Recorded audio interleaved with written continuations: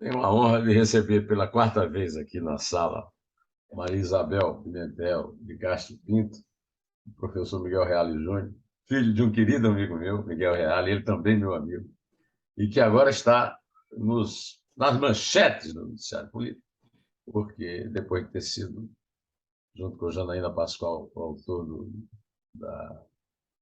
do golpe, como dizia a governadora do Rio Grande do Norte, né?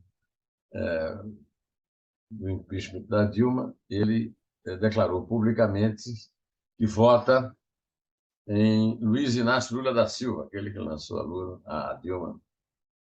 E esse é o primeiro voto no. Bom dia, esse é o primeiro voto no Lula, professor? Não, não é o primeiro voto. Eu votei em Lula contra Collor. Naquela oportunidade, lembra de 1989, primeira eleição depois da Constituição, foi uma eleição muito significativa, porque todos os grandes partidos foram derrotados. Demonstrou a fragilidade partidária na eleição de 1989. Lembrar que o Ulisses Guimarães teve 3% dos votos, show diretas do presidente da Constituinte. Eu me filiei, evidentemente, ao Dr. Ulisses, de quem eu fui o assessor especial durante a Constituinte, que era uma figura excepcional, era o meu mestre. Eu não fui para o PSDB, fiquei com o Dr. Ulisses, acompanhei a saga presidencial do Dr. Ulisses até o final, mantendo-me no PMDB. E foi o Dr. Ulisses que me pediu que eu fizesse uma verificação sobre a figura do Collor, do caçador do Marajás. E eu tive um relato de vários advogados alagoanos absolutamente preocupante sobre quem era Collor. E o Dr. Ulisses, com aquele seu habitual hábito de ser muito diplomata, muito cordato, lembra, o Dr. Ulisses era um homem do PSD, da velha guarda. Ele não queria fazer na política qualquer manifestação de agressividade, ele não quis usar os dados que nós tínhamos, mas eu sabia e soube quem era o Collor e votei no Lula no segundo turno. E votou com o Lula no Fernando Henrique para o Senado ou não? Votou no Montoro? E o Lula Não, apoiou o não, Fernando Henrique. não e depois tem que lembrar que Antes. na eleição de 1989, o PSDB, Mário Covas, aderiu ao Lula contra o Collor, o famoso comício do Pacaembu. Houve o apoio do PSDB, apoio do Fernando Henrique, apoio do Mário Covas ao Lula na eleição de 1989. Então, não é novidade apoiar o Lula numa situação de dilema mas eu acho que a situação de hoje é muito mais grave, inclusive, do que a situação em 1989. Não se tinha nenhuma ameaça patente de ato antidemocrático por parte do Collor. Mas se tinha uma experiência em Alagoas extremamente negativa, a começar pela questão gravíssima do ICM da cana. Então, não é novidade. Eu já apoiei o PT em outra oportunidade, eu era vice-presidente do PSDB, logo depois da saga uliciana, né, da candidatura à presidência, eu saí do PMDB, disse ao Ulisses, eu não fico no PMDB, porque o PMDB vai se transformar no partido do Quércio, vai ser defenestrado, o que aconteceu. Né? E eu estava no PSDB, já era vice-presidente do partido em São Paulo, e nós apoiamos o Suplicy contra o Paulo Maluf, na eleição prefeitura em 1992. Então, são momentos de grande dificuldade, de decisões a serem tomadas em função de um mal menor. Também a Marta, não foi? Eu me lembro como é que foi. O Covas apoiou a Marta, não foi? Contra o Não, Maluf. eu acho que sim, não me lembro. Isso. Mas essa situação agora é uma situação diferente por dois motivos. Em primeiro lugar, porque nós estamos instituindo no Brasil os presidentes perpétuos. Né? Há um grande erro no nosso sistema eleitoral que permite uma reeleição eterna. Não é apenas o Bolsonaro que está disputando a reeleição, o Lula também disputa mais uma reeleição e É, disputará quantas quiser mais na vida, porque não há limites para a reeleição no Brasil. Isso considero isso. ao contrário dos Estados Unidos, onde é proibido. Nos Estados Unidos, o cara só pode ser presidente 2 vezes, E acabou, vai acabou. fazer. No Brasil, não, fica É, se candidatando eternamente. é, E, pelo visto, essa polarização, né? E agora nós temos essa, que não é somente a sua adesão, né? Há um grupo muito, a começar do Alckmin, que é o vice na chapa do Lula, é. tem o senador, o Zé Gregory, né? O, o senador lá de Rio Preto, como é que chama? Foi chanceler? O Aloysio Nunes. Aloysio Nunes, todos, e agora o senhor, né? É, o senhor também é um Não me dos. chama de senhor, porque Você também é um dos signatários daquele diga, manifesto, né, da Faculdade congelou a imagem. em homenagem à Carta aos Brasileiros, do doutor Alfredo da Silva Telles, e é um movimento também de confronto a essa tentativa golpista. Quer dizer, hoje nós estamos numa situação, pelo visto, realmente pré-golpista, né? É, O que é que o levou a tomar essa atitude, eh, levando-se em conta especificamente os comportamentos? Que comportamento do Bolsonaro o levou a tomar essa atitude junto com o é. Aloysio Vieira, com o José Bom, Gregory e o... a insistência do Bolsonaro em atacar as urnas eletrônicas, nessa semana ele voltou a fazer isso. Né? Quer dizer, já, inclusive com as urnas já verificadas pelo TSE, inclusive com a participação das Forças Armadas, mas os dois atos desesperados que envergonham o país, de usar a cerimônia de sepultamento da Rainha Elizabeth para fazer palanque eleitoral da nossa embaixada, e depois usar o púlpito da ONU, onde devem ser discutidas as questões mundiais, que foram, aliás, discutidas e que são tão graves, discutidas por Biden, discutidas pela primeira-ministra inglesa, o confronto com a Rússia, a ameaça russa de utilização de armas nucleares, e o Bolsonaro vai lá para falar que o Lula é corrupto. Quer dizer, se vê o desespero desse homem, que está disposto, já ameaçou tantas vezes tal golpe, já falou tantas vezes do artigo 142, da participação das Forças Armadas no processo político. Tal. É preocupante. E eu creio que o Brasil não merece passar um mês atribulado com ameaças contínuas, né? Sabendo das ligações que o Bolsonaro tem com polícias militares, com as milícias, e eu acho que ele, num segundo turno, ele tem a disposição para fazer estripulias que prejudicam o nosso país, ou seja, um ato de mão que não seja um golpe bem sucedido já é altamente prejudicial. Isso pode ocorrer de acordo com as circunstâncias.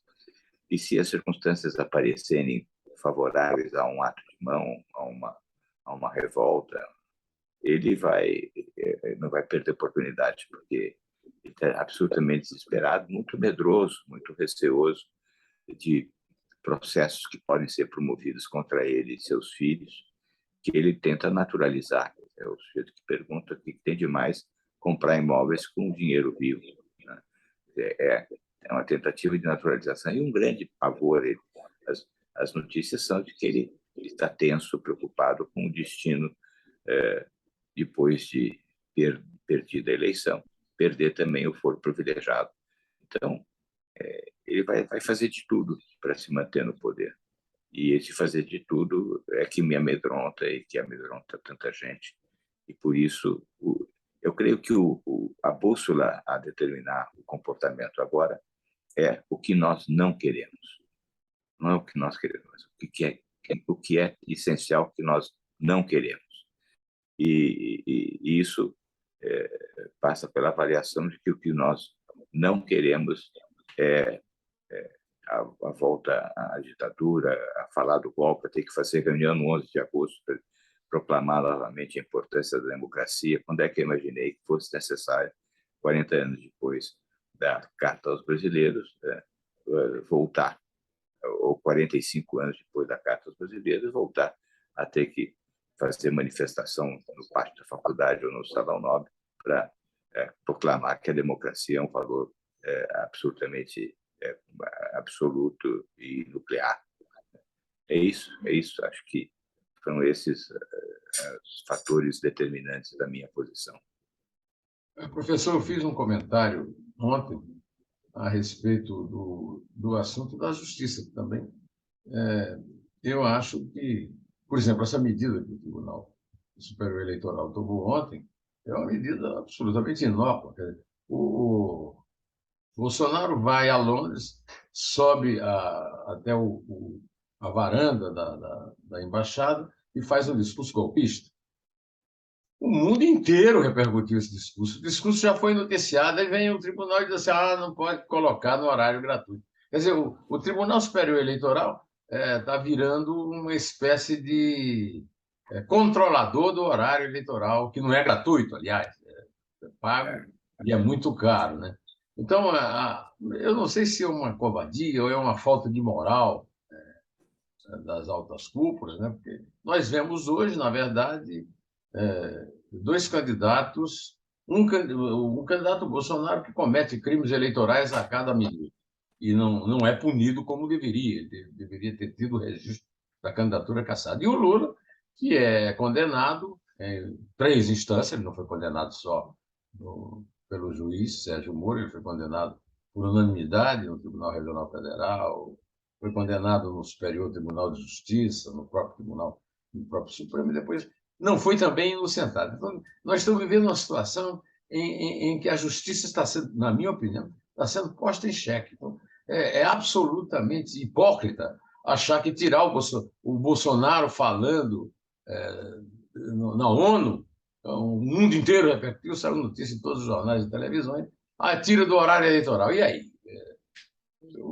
Nós estamos precisando aí de uma mudança na justiça eleitoral, o senhor discorda? Inclusive, isso é pensado pelo nosso grupo, o grupo do qual nós participamos, de Comitê de Defesa da Democracia, de medidas e reforma eleitoral, de medidas mais eficazes. Uma das medidas é o Tribunal Eleitoral exigir que, nas suas próprias redes, o partido, o candidato que comete uma falta, divulgue a decisão do tribunal de que ele está cometendo uma falta, de que isso constitui um abuso de poder político. Ou seja, ele vai ser punido por ter que obrigatoriamente reconhecer que há um abuso de poder político e divulgar nas suas redes.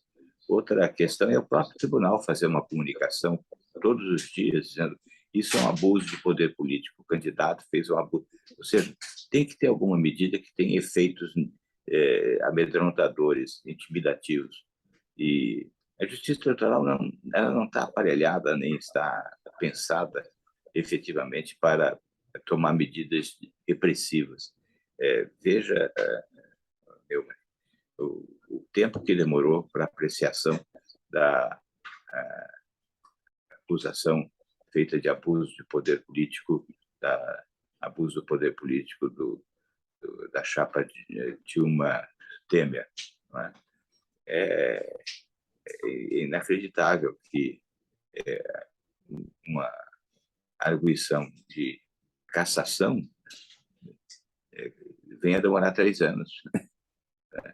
Ou seja, é inócuo. Né? O tribunal não está preparado. Como o tribunal não vai estar preparado para apurar os crimes que foram agora atribuídos à sua competência? Todas as decisões que foram tomadas no Supremo, no sentido de que, porque o dinheiro se destinava a partidos políticos, era crime eleitoral, o que eu acho um erro técnico. Né? Não é porque vai para o partido que é crime eleitoral. E vai ser crime eleitoral, um crime de menor importância dentro do Código Eleitoral, no artigo 350. Mas o que é pior é que o Tribunal Eleitoral não tem estrutura, organização e nem capacidade para estar apreciando fatos de tanto relevo como toda a corrupção que foi apurada pela Lava Jato, entendeu que a competência é do Tribunal Eleitoral e, evidentemente, esses fatos que já passaram no tempo, né, vão acabar se prescrevendo. A saída, as condenações de Lula, as condenações e os processos que foram instaurados, especialmente o do sítio de Atibaia, são gravíssimas, as provas são contundentes. As provas com relação à corrupção na Petrobras não se cingem a declarações, ou seja, não são verbais, são documentais e técnicas, porque apreciadas também por laudos técnicos. Então, portanto, o caso é extremamente grave que tenha ido agora, no apagar das luzes, para o Tribunal Eleitoral, onde não haverá condições efetivas de apuração. Quer dizer, o fato da decisão em favor de Lula não quer dizer que eu esteja, por exemplo, passando a mão na cabeça e dizendo que não houve nada. Não, houve sim, e isso tem que ser. Está sendo várias pessoas que foram condenadas, estão cumprindo pena e pagando altíssimas multas, inclusive sofrendo processos aqui junto ao Departamento de Justiça dos Estados Unidos. E isso não quer dizer que não se deva fazer qualquer tipo de anistia ou perdão. Não, nós temos que evitar um malefício incomensuravelmente maior, que é voltar a um regime militar, voltar à perda da nossa liberdade política e que, infelizmente, nos leva a um difícil dilema. E ainda em relação a essa questão do Tribunal Superior Eleitoral, eu lembro que a jornalista Patrícia Campos Melo provou que o Bolsonaro fez disparos de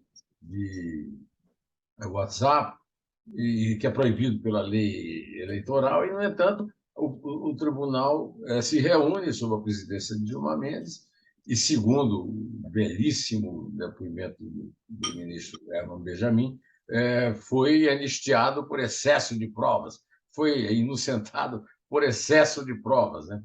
E a dupla, a chapa Temer, Dilma e Temer,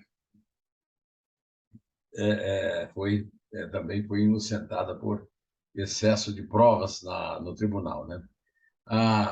Um outro caso, o senhor se referiu a essa questão do artigo da Constituição, que não dá às Forças Armadas essa condição do imperador, né? Poder moderador. Ela é propagada por um querido amigo nosso, seu colega lá na Faculdade de Direito, que é o Ives Gandra. E não aparece ninguém, por exemplo, até do próprio tribunal, para explicar que isso não existe. Isso é uma ficção lá. Não se sabe de onde ele tirou, né? Era preciso que houvesse uma coisa mais didática, que explicasse, olha, não tem nada disso, não tem poder moderador. Até porque o Exército continua. O perigo maior é o Exército, as Forças Armadas e as polícias militares, às quais o senhor se referiu, né? Participarem de um golpe contra a democracia em favor da manutenção do Bolsonaro na presidência. Exato.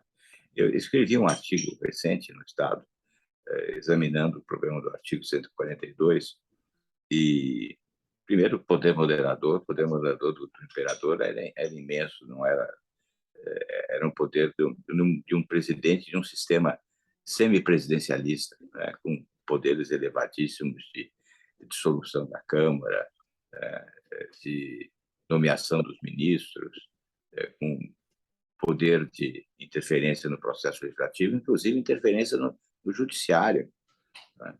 Era um poder imenso que o D. Pedro I forjou naquela carta outorgada, que ele determinou que o Conselho fizesse a Constituição digna dele. Então, não tem nenhuma semelhança, nenhuma similitude entre o papel das Forças Armadas e o que era o poder moderador no Império. E depois dizer poder moderador pela sua interpretação literal, as Forças Armadas foram tudo menos poder moderador, menos moderação, né? Foram tudo menos conciliação ao longo da história brasileira. Houve sempre a interferência forte e limitativa da liberdade por parte das Forças Armadas. Então, Começando a história vai continuar. A começar do golpe da República. Pois é, o golpe da República, onde Floriano não deixou as forças militares agirem, e quando cobrado, por que não agiu? Já passou, agora já não dá mais. Já não dá mais, eles tiram o imperador num golpe de mão. Esse que é o problema da possibilidade de um ato de mão. É algo que surge de uma oportunidade. Se há uma chance, isso pode ocorrer, porque as condições para que isso venha a suceder estão aí, não é? E com mobilização, e o Bolsonaro tem uma equipe de sequazes, de fanáticos, seus seguidores, que tem provocado violências como essa que ocorreu com o pesquisador da Folha de São Paulo, como ocorreu já com 2 homicídios por questões políticas de divergência entre Bolsonaro e PT. Ou seja, é por isso tudo que nós temos que terminar esse processo eleitoral no primeiro turno e manter a fiscalização sobre o governo do PT. Quer dizer, nós temos que continuar com fiscalização para saber se eles efetivamente aprenderam as lições decorrentes das apurações de mensalão e petrolão, porque uma coisa é certa, não haverá golpe, não haverá qualquer tipo de violência política. O PT tem um lastro acadêmico, cultural, que compreende bem a sociedade plural que nós vivemos, a diversidade. Tudo isso nos alegra muito viver num clima de liberdade, de expansão cultural. E com Bolsonaro é um retrocesso civilizatório, né? É um mundo tosco, é um mundo reduzido, o mundo natural do imbrochável, do machão, né? Do sujeito retrógrado, né? Da mulher vista apenas como uma ajudadora. É inacreditável falar da mulher como uma ajudadora, né?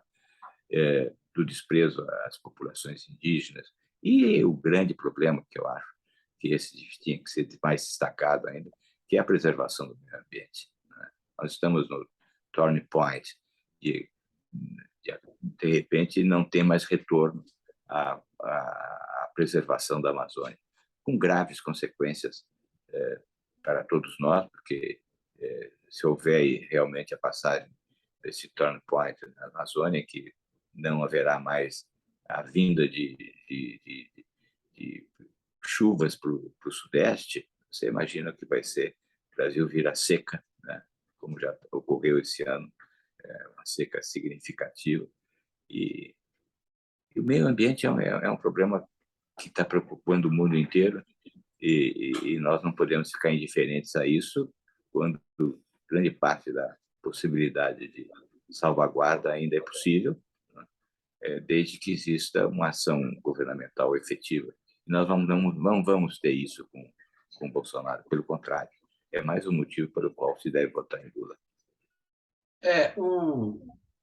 Pelo que eu entendi, esse grupo que se reuniu na Faculdade de Direito, né, com homenagens expressivas, como a do professor Zé Afonso, tá? Esse grupo poderá vir a ser uma espécie de vigilante permanente do PT, porque o Lula anda fazendo brincadeiras, por exemplo, com a lei da ficha limpa. A sociedade brasileira é uma sociedade autocrática, em que quem manda mesmo é elite, os poderosos políticos, os ricaços e tal. E a única lei que tem origem popular e que defende o interesse do povo é a lei da ficha limpa, e o Lula já andou dizendo que a lei da ficha limpa tem fim programado, como já tiveram a lei da improbidade e tal. Quer dizer, a sociedade pode esperar desse seu grupo aí, do grupo da Faculdade de Direito, uma vigilância permanente contra arreganhos desse tipo, que não são do Bolsonaro, mais do Lula? Eu acho que sim, essa comissão, eu participei desse Comitê de Defesa da Democracia, nos unimos ali à Fiesp e ao Movimento Operário, com as centrais sindicais. Acho que ela tem que ter um ato de permanência, ficar, como você dizia no velho Centro Acadêmico 11 de Agosto, em sessão permanente, né? É isso que tem que prevalecer para garantir efetivamente de que não teremos também retrocessos significativos no combate à corrupção, na preservação da honestidade, da moralidade como um padrão político. E também a questão da liberdade de expressão, que o PT tem uma certa insistência em relação a esse problema. O PT tem propostas muito claras de restrições à liberdade de expressão, e essas propostas não foram realizadas ao longo dos anos do governo do PT, mas elas voltam ao debate aí na eleição. Existe alguma possibilidade Eu da acho sociedade se difícil. proteger disso? Eu acho difícil, né? Acho que uma coisa é certa, com Bolsonaro houve a decretação de sigilo de 100 anos para todos os fatos que possivelmente deixem transparecer as ilegalidades praticadas, né? Eu creio que um primeiro ato necessário é levantar a determinação de sigilo. Então, sigilo porque, com relação às entradas do 04 Filho na Secretaria de Cultura do Distrito Federal, quer dizer, é um absurdo. Tem que levantar todos esses sigilos, né? Mas qualquer tese aí no sentido de limitação da liberdade de expressão não prospera mais, inclusive dentro do próprio PT. Mas vemos hoje também uma coisa que esse tipo de apoio não altera, que é o poder do Centrão na República. Porque o Bolsonaro finge que manda, mas, na verdade, quem manda é o Centrão, no caso especificamente o Arthur Lira.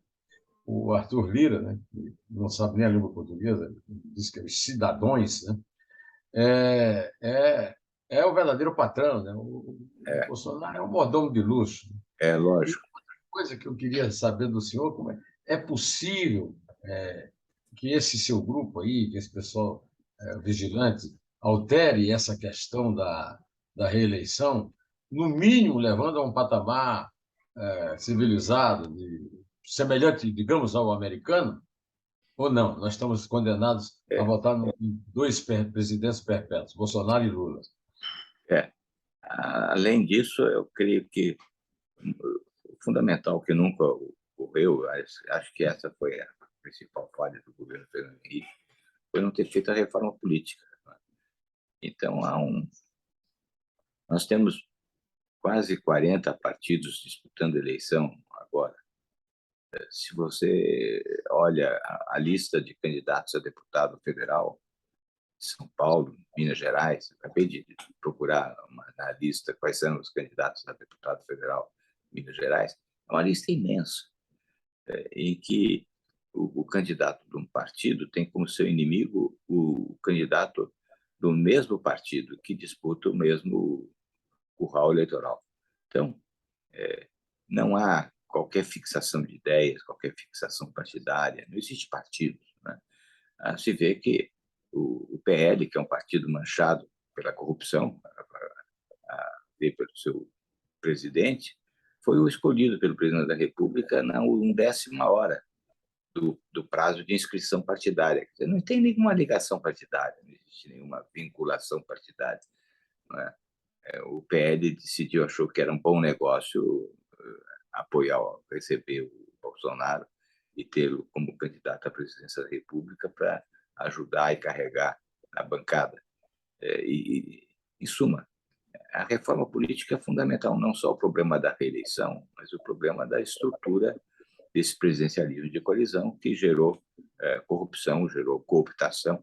Não é um presidencialismo de coalizão, é um presidencialismo de cooptação. Não é? Colisão. Colisão. A colisão é colisão e cooptação. Não é? E, como você diz muito bem, quem tem o orçamento na mão tem o país, e quem tem o orçamento na mão é o Lira. Não é? Então, ele faz e desfaz, faz a pauta, estabelece urgências, conduz o país, né? E o Bolsonaro gosta de passear de motocicleta. É isso aí. Professor Miguel Tá bom. Reale Júnior, com mais uma vez nos honra com a sua presença aqui. Eu quero agradecer muito a sua participação, como sempre brilhante, né? Afinal, tem que honrar esse nome aí que carrega, Tá bom. tem que honrar esse nome que carrega, não é fácil Tá não. bom. Não, tá bom. Obrigado, viu? Grande Tudo abraço. bom. Até logo. Fique bem. Sucesso. Abraço. Abraço.